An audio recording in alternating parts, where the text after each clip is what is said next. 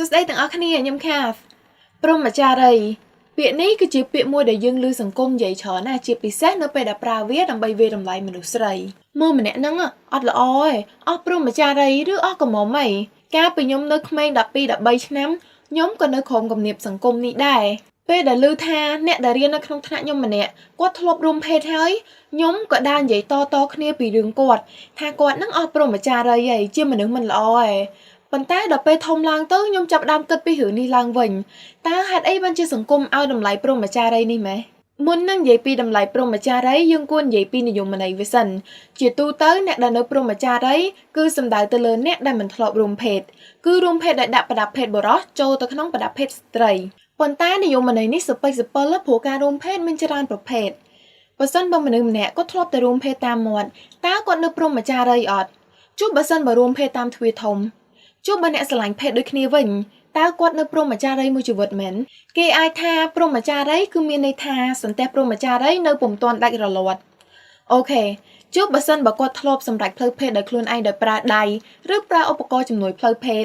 តែអញ្ចឹងវាមានន័យថាបើនិយាយស្រួលស្ដាប់ទៅតើគាត់អស់កមុំជាមួយនឹងដៃឬក៏ជាមួយឧបករណ៍ជំនួយផ្លូវភេទមែនអញ្ចឹងសន្ទះព្រហ្មចារីគឺជាសន្ទះស្ដើងមួយដែលគ្របទៅលើរន្ធប្រដាប់ភេទស្ត្រីខុសពីអ្វីដែលមនុស្សមួយចំនួនគិតសន្ទះព្រហ្មចារីនេះមិនគ្របទៅលើរន្ធប្រដាប់ភេទជិតឈឹងទេគឺជាទូទៅវាមានរូបរាងដូចចំណិតប្រច័ណ្ឌប៉ុន្តែសន្ទះព្រហ្មចារីនេះក៏មានច្រើនប្រភេទដែរឧទាហរណ៍ដូចជា imperfect hymen ដែលគ្របទៅលើរន្ធប្រដាប់ភេទទាំងស្រុងហើយវាធ្វើឲ្យឈាមរដូវមិនអាចហូរកាត់ឬឈឺនៅពេលបន្ទោបង់ក្នុងករណីនេះគឺត្រូវវះកាត់សន្ទះព្រហ្មចារីដើម្បីឲ្យមានប្រហោងដូចសន្ទះធម្មតាដែរ micro perfect hymen គឺសន្ទះព្រហ្មចារីដែលមានរន្ធតូចខុសធម្មតា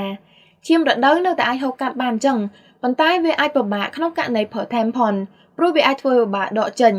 ក្នុងករណីនេះក៏អាចធ្វើការវះកាត់ទីទួចដែរ septate hymen គឺសន្ទះព្រហ្មចារីដែលមានរន្ធចែកចេញជាពីរអញ្ចឹងវាដូចគ្នាទៅនឹង micro perfect hymen ដែរដែលវាអាចធ្វើពិបាកក្នុងការប្រើ tampon អញ្ចឹងដំណោះស្រាយគឺធ្វើការវះកាត់ដើម្បីឲ្យរន្ធមានទំហំដូចធម្មតាហើយក្នុងករណីមួយចំនួនទៀតស្ត្រីគឺគាត់អត់មានសន្ទះព្រហ្មចារីពីកំណើតហ្មងគ្រាន់តែសន្ទះស្ដើងមួយហ្នឹងហេតុអីបានជាសង្គមឲ្យតម្លៃម៉េះបើយើងមើលមកប្រវត្តិសាស្ត្រការឲ្យតម្លៃព្រហ្មចារីនេះគឺមានឡើងតាំងពីជាង 10000 ឆ្នាំមុនគឺនៅចំនួន Neolithic ឬចំនួនបុរាណដែលពេលនោះមនុស្សអត់ប្រកាសទេថាតើកូនដែលកើតមកនោះមានណាគេជាឪពុកអញ្ចឹងគេក៏ដាក់គំនាបទៅលើមនុស្សស្រីដែលមិនទាន់រួមភេទដើម្បីប្រកាសថាកូនដែលកើតមកនោះគឺជាកូនរបស់គេមែនប៉ុន្តែនេះគឺជារឿង 10000 ឆ្នាំមុនឥឡូវសតវត្សទី21ហើយយើងមានវិធីសាស្ត្រពន្យាកំណើតហើយក៏មានការផលិត DNA ដែរប៉ុន្តែយើងនៅតែអោបកសោគំនិតដែលដាក់គំនាបទៅលើមនុស្សស្រីនេះទៀតបើនិយាយពីកត្តាជីវសាស្ត្រវិញអ្នកវិទ្យាសាស្ត្រមួយចំនួននៅតែមិនទាន់ប្រកាសថាតើសន្ទះព្រហ្មចារីនេះមានប្រយោជន៍អ្វីទេប៉ុន្តែមានគំនិតមួយចំនួនយល់ថាសន្ទះនេះគឺគ្រាន់តែដើម្បីការពារប្រដាប់ភេទរបស់គាត់ពេលនៅក្នុងផ្ទៃប៉ុន្តែប្រយោជន៍គឺមានត្រឹមតែប៉ុណ្្នឹងទេបើនិយាយពីការរួមភេទវិញមានមនុស្សស្រីដែលមិនធ្លាប់រួមភេទត្រឹមតែពាក់កណ្ដាលទេដែលមានឈាមនៅពេលរួមភេទលើកទី1ហើយក្នុងនោះករណីខ្លះគឺដោយសារតែការរួមភេទកម្រោលពេកឬក៏ដោយសារតែខ្វះទឹករំអិលដែលធ្វើឲ្យដាច់រលាត់អញ្ចឹងបើសិនបើរួមភេទទៅមានឈាមឬក៏ឈឺមិនជាអ្វីដែលមនុស្សប្រុសគួរតែមានអំណួតទេបើនិយាយពីសង្គមវិញតើមានមនុស្សប្រមាណអ្នកដែលធ្លាប់ឃើញសន្ទះព្រហ្មចារីហើយដឹងឲ្យស៊ីជម្រៅពីវាបើមិនអញ្ចឹងទេហេតុអីមិនជាឲ្យតម្លៃទៅលើអ្វីដែលសូម្បីតែអ្នកវិទ្យាសាស្ត្រនេះក៏ស្ទើរតែមិនដឹងពីវាអញ្ចឹងតម្លៃមនុស្សស្រីមិនស្ថិតនៅលើសន្ទះនេះទេមនុស្សស្រីមិនគ្រាន់តែជាប្រដាប់ភេទឬក៏ជាវត្ថុដែលមានតម្លៃនៅពេលដែលស៊ីនឬក៏ជាកណាត់សដែលប្រឡាក់ហើយបោកមិនជ្រះទេមនុស្សស្រីក៏ជាមនុស្សដែរមនុស្សស្រីក៏មានមហិច្ឆតានិងក្តីសម័យដូចមនុស្សប្រុសដែរព្រោះតែសង្គមឲ្យតម្លៃព្រហ្មចារីនេះហើយដែលធ្វើឲ្យអ្នកជួញដូរមនុស្សចូលចិត្តជួញដូរស្ត្រីដែលនៅព្រហ្មចារី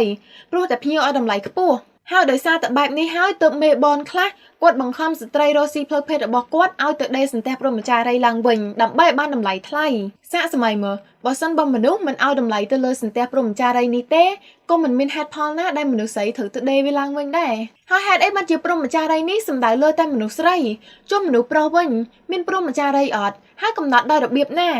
ឬក៏ការឲ្យតម្លៃព្រហ្មចារីនេះគ្រាន់តែជាវិធីមួយក្នុងការដាក់គំនាបលើមនុស្សស្រីហើយធ្វើឲ្យតម្លៃគាត់ទាបជាងមនុស្សប្រុសឧទាហរណ៍មួយថាមនុស្សស្រីម្នាក់គាត់គឺជាគ្រូពេទ្យគាត់ឆ្លាតគាត់ប្រកែគាត់ជួយជីវិតគេបានរាប់រយនាក់ប៉ុន្តែគាត់អត់នៅព្រហ្មចារីទេហើយមនុស្សស្រីម្នាក់ទៀតគាត់ដើរឆក់ដើរប្លន់ដើរស្លាប់គេប៉ុន្តែគាត់នៅព្រហ្មចារី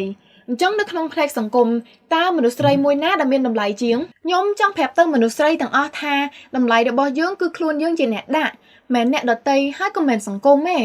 យើងបើចាំបាច់ត្រូវការឲ្យគេមកប្រាប់ថាយើងមានតម្លៃដើម្បីមានតម្លៃទេ